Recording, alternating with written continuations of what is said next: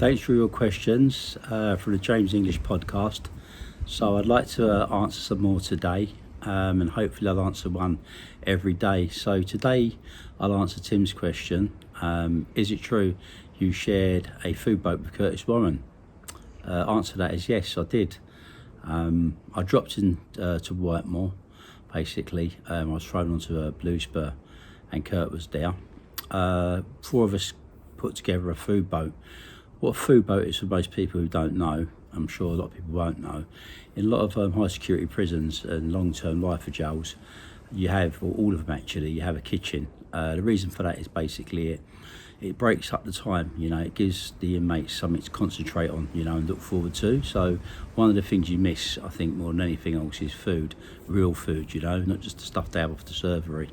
So they have kitchens on each wing, and what's good is on the canteen form, opposed to a local jail where you've got tins of tuna and people cook in a kettle, you have real food there. You can buy bags of chicken, bags of lambs, bags of steak, all the seasonings are available. The only thing you don't actually have on the canteen sheet is oil. That was taken out at Whitemoor actually. There was an inmate a few years prior to me arriving there, and he had a dispute with an officer and decided to get a Dutch pot and boil up a few bottles of oil in there till it was obviously bubbling to the point of couldn't get any hotter.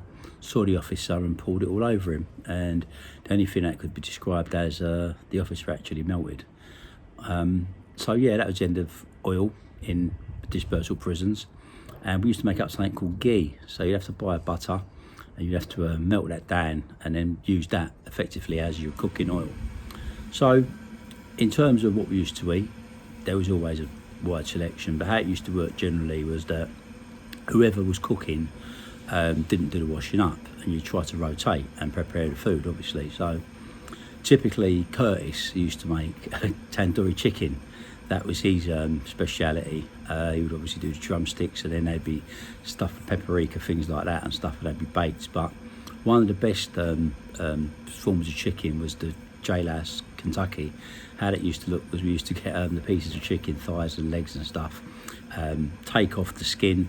You used to obviously, which you weren't allowed to do it, but you'd get a razor and you'd break the razor, which was completely a serious nicking if you got caught with it, but use that to take off the skin.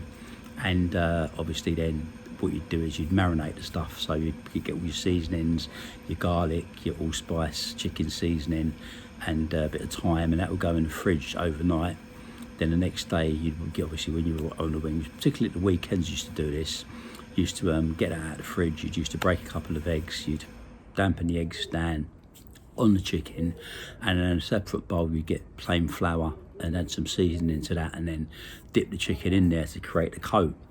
And then we'd have a Dutch pot. On the Dutch pot, you'd have the ghee, that'd get nice and hot. Then you used to put the chicken in, and that then would fry it, And once you fried it, then you'd have a baking tray with a grill on it. You'd get some old stale bread. You'd collect that during the week and lay the bread down, so as the chicken went on top of that. So when you threw it in the oven now, all the oil and grease would drop into the bread, which of course you wouldn't eat, that'd be thrown out. But anyway, and that was a typical Saturday in jail. So yeah, so that was hopefully the answer to that question. And we'll talk more about Curtis as well and stuff as this goes on.